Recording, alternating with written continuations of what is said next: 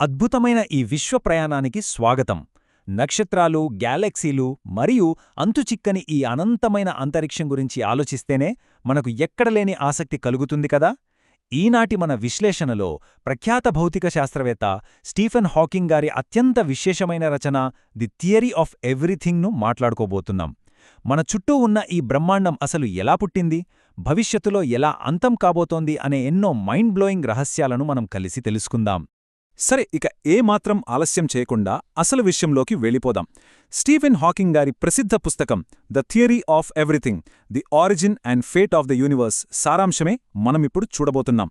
ఇది కేవలం ఒక పుస్తకం కాదు, 7 అద్భుతమైన ఉపన్యాసాల కలయిక. బిగ్ బ్యాంగ్ అనే మహా విస్ఫోటనం నుండి మొదలుపెట్టి కృష్ణబిలాల చీకటి అంచుల వరకు మనం ఒక సుదీర్ఘమైన ప్రయాణం చేయబోతున్నాం. అయితే ఈ ప్రయాణం మొదలుపెట్టే ముందు ఒక చిన్న ఛాలెంజ్ లాంటిది. ఈ లోతైన చర్చ పూర్తయ్యేసరికి సృష్టి లేదా సమయం పట్ల మనకున్న కనీసం ఒక్క బలమైన నమ్మకమైనా సరే పూర్తిగా మారిపోతుంది. వినడానికి కొంచెం ఆశ్చర్యంగా ఉంది కదా, కానీ విశ్వమూలాలు ఎంత సంక్లిష్టంగా ఉంటాయో మనకు ముందు ముందు అర్థమవుతుంది. అసలు హాకింగ్ గారి జీవితం గురించి ఆలోచిస్తేనే నిజంగా ఎంతో స్ఫూర్తిదాయకం. ఏఎల్ఎస్ అనే వ్యాధి వల్ల ఆయన భౌతికంగా ఒక వీల్చైర్కే పరిమితమైపోయినా ఆయన ఆలోచనలకు మాత్రం హద్దులు లేవు. ఆయన మేధస్సు సుదూరంగా ఉన్న గెలాక్సీలను దాటి కాలరంధ్రాల చీకట్లను సైతం చీల్చుకొని ప్రయాణించింది. ఆ అనంతమైన మేధస్సు కళ్లతోనే ఇప్పుడు మనం ఈ విశ్వాన్ని చూసే ప్రయత్నం చేద్దాం. విభాగం 1, బిగ్ బ్యాంగ్ మరియు శూన్యం, విశ్వం పుట్టుక గురించిన అన్వేషణ. మనల్ని ఎప్పుడూ తొలిచే ఒక అతిపెద్ద ప్రశ్న ఇక్కడుంది. అసలు ఈ బిగ్ బ్యాంగ్కు ముందు ఏం జరిగింది? ఒకసారి ప్రముఖ ఖగోళ భౌతిక శాస్త్రవేత్త నీల్ డిగ్రాస్ టైసన్ గారు కూడా స్టీఫెన్ హాకింగ్ గారిని అచ్చం ఇదే ప్రశ్న అడిగారు. దానికాయన ఇచ్చిన సమాధానం మన ఊహలకే అందదు. ఇక్కడ మనం అర్థం చేసుకోవాల్సిన అసలైన పాయింట్ ఏమిటంటే, బిగ్ బ్యాంగ్ ముందు అసలు ఏమీ లేదు, కేవలం శూన్యం. అంటే ఆ విస్ఫోటనం జరగడానికి కనీసం ఖాళీ స్థలం అంటే స్పేస్ అనేది కూడా లేదు. ఇక అసలు సిసలైన విషయమేంటంటే, సమయం పుట్టిందే బిగ్ బ్యాంగ్తో. అవును, సమయమే లేనప్పుడు దానికి ముందు అనే పదానికి అర్థమే లేదు కదా. ఇదర్థం చేసుకోవడానికి మన మెదడుకు కొంచెం కష్టంగానే అనిపిస్తుంది, కానీ ఇదే నిజం. బిగ్ బ్యాంగ్ జరగడానికి ముందు ఈ విశ్వమంతా ఒక అత్యంత చిన్న సూక్ష్మ బిందువులో కుదించబడి ఉండేదని Einstein general theory of relativity చెబుతోంది. దానినే భౌతిక శాస్త్రంలో సింగ్యులారిటీ అంటారు. అంటే ఈ బ్రహ్మాండం, అంతరిక్షం, సమయం, భౌతిక నియమాలు అన్నీ లెక్కలేనంత సాంద్రతతో ఆ ఒక్క చిన్న బిందువులో ఇమిడిపోయి ఉండేవి. అక్కడ మనకు తెలిసిన ఫిజిక్స్ రూల్స్ ఏవీ పనిచేయవు. ఇక తర్వాతి విభాగం కృష్ణబిలాలు లేదా బ్లాక్ హోల్స్, వాటి చీకటి రహస్యాలు. బ్లాక్ హోల్స్, స్టీఫెన్ హాకింగ్ గారి పేరు చెప్పగానే మనకు ఠక్కున గుర్తొచ్చేది ఇవే. భారీ నక్షత్రాలు వాటి ఇంధనమంతా అయిపోయాక తమ సొంత గురుత్వాకర్షణకి తట్టుకోలేక లోపలికి కుప్పకోలిపోయినప్పుడు ఈ కృష్ణబిలాలు ఏర్పడతాయి. వీటి గురుత్వాకర్షణ శక్తి ఎంత భయంకరంగా ఉంటుందంటే సెకనుకు ఏకంగా 3 లక్షల కిలోమీటర్ల వేగంతో ప్రయాణించే కాంతి కూడా వీటి నుండి తప్పించుకోలేదు. ఒక్కసారి దానిలోకి వెళితే ఇక తిరిగి రావడం అనేది ఉండదు. మరి ఇక్కడే ఒక అద్భుతమైన ట్విస్టుంది. ఈ 2 విభిన్న శాస్త్రీయ వాదనలు గమనిస్తే, క్లాసికల్ జనరల్ రిలేటివిటీ ప్రకారం బ్లాక్ హోల్స్ నుండి ఏమీ బయటకు రాలేదు, అంతా ఆ సింగులారిటీ వద్దనే అంతమైపోతుంది అని అనుకున్నాం కదా. కానీ క్వాంటమ్ మెకానిక్స్ను ఉపయోగించి హాకింగ్ గారు దాన్ని తప్పని నిరూపించారు.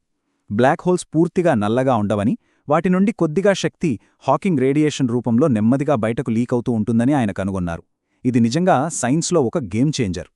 విభాగం 3, కాలం, ఎంట్రోపీ. సమయం ఎప్పుడూ ముందుకే ఎందుకు పయనిస్తోంది? ఈ కాన్సెప్ట్ ఎంత అద్భుతంగా ఉంటుందంటే, ఒక గాజు గ్లాస్ కిందపడి ముక్కలవుతున్న క్రమాన్ని ఊహించుకోండి.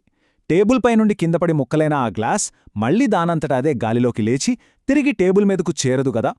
భౌతిక శాస్త్రంలో దీనినే ఎంట్రోపీ అంటారు. అంటే మన విశ్వంలో క్రమరాహిత్యం లేదా డిజార్డర్ ఎప్పుడూ పెరుగుతూనే ఉంటుంది. ఈ ఎంట్రోపీ పెరుగుతోంది కాబట్టే మనకు గతం గుర్తుంటుంది, కాని భవిష్యత్తు కాదు. అలాగే సమయం ఎప్పుడూ ముందుకు మాత్రమే వెళ్తుంది. కాలంతో పాటు ఏదైనా సరే నశించిపోవాల్సిందే అని, అంటే ఎంట్రోపీకి గురవుతుందని మనకు తెలుసు. అయినా సరే మన ఉనికిని కాపాడుకోవడానికి మానవ మేధస్సు పడే తపన చాలా అందమైనది. హాకింగ్ గారి భౌతిక శరీరం భయంకరమైన వ్యాధి వల్ల ఎంట్రోపీకి గురై క్రమంగా క్షీణించిన ఆయన చైతన్యం, ఆయన మేధస్సు కాలానికి ఎదురు నిలబడ్డాయి. మానవ వివేకానికి ఇంతకంటే గొప్ప విజయమేముంటుంది చెప్పండి? ఇక మన చివరి విభాగం విశ్వం ముగింపు అంతిమ అధ్యాయం. దశాబ్దాలుగా ప్రపంచవ్యాప్తంగా ఉన్న శాస్త్రవేత్తలు వెతుకుతున్న ఆ ఏకైక సూత్రమే ఈ థియరీ ఆఫ్ ఎవ్రీథింగ్. పెద్ద వస్తువులైన గ్రహాలను, గ్రావిటీని వివరించే జనరల్ రిలేటివిటీని అత్యంత సూక్ష్మకణాలను వివరించే క్వాంటం మెకానిక్స్తో కలపాలి. ఇందుకోసమే స్ట్రింగ్ థియరీ లాంటివి పుట్టుకొచ్చాయి. గురుత్వాకర్షణ లాంటి స్థిరమైన నియమం ఒకటి ఉంది కాబట్టే విశ్వం దానంతర అదే శూన్యం నుంచి ఆ భౌతిక నియమాల ప్రకారం ఉద్భవించగలదని, దానికి ప్రత్యేకంగా ఏ సృష్టికర్త అవసరం లేదని ఈ ఏకైక సూత్రం సాధన మనకు వివరిస్తుందని హాకింగ్ గారు వాదించారు. ఇక ఇప్పుడు ఈ మొత్తం కథ ఎక్కడికి దారితీస్తుందో చూద్దాం. అసలు ఇన్ని కోట్ల సంవత్సరాలుగా విశ్వం ఎందుకిలా పరిణామం చెందింది? గెలాక్సీలు, నక్షత్రాలు, గ్రహాలు చివరికి భూమిమీద జీవం ఎందుకు పుట్టాయి? దీనికి సమాధానం వింటే నిజంగా రోమాలు నిక్కబొడుచుకుంటాయి. మన మెదడు ద్వారా, మన ఈ చైతన్యం ద్వారా ఈ అనంతమైన విశ్వం తనను తాను చూసుకుంటోంది, తనను తాను అర్థం చేసుకుంటోంది. అంటే ఈ విశ్వానికి కళ్ళు, మెదడు మనమే అన్నమాట. ఎంత అద్భుతమైన రియలైజేషన్ కదా ఇది! ముగించే ముందు ఒక అతి లోతైన ఆలోచింపజేసే ప్రశ్నతో ఈ విశ్లేషణను పూర్తి చేద్దాం. మనం ఈ విశ్వం నుంచే పుట్టాం కదా? అలాంటప్పుడు మన మనసులు, మన ఆలోచనలు అన్నీ కూడా సాక్షాత్తు ఈ విశ్వం తనను తాను చూసుకుంటున్నట్లే కదా? స్టీఫెన్ హాకింగ్ గారి ఈ అనంతమైన ఆలోచనా స్రవంతి మనందరికీ ఎంతో స్ఫూర్తినివ్వడమే కాదు, ఈ బ్రహ్మాండం గురించి ఇంకా తెలుసుకోవాలనే ఆసక్తిని ఖచ్చితంగా రేకెత్తిస్తుంది. ఈరోజు మన ప్రయాణం ఎంతో అద్భుతంగా సాగిందని ఆశిస్తూ మరో ఆసక్తికరమైన విశ్లేషణతో మళ్ళీ కలుద్దాం.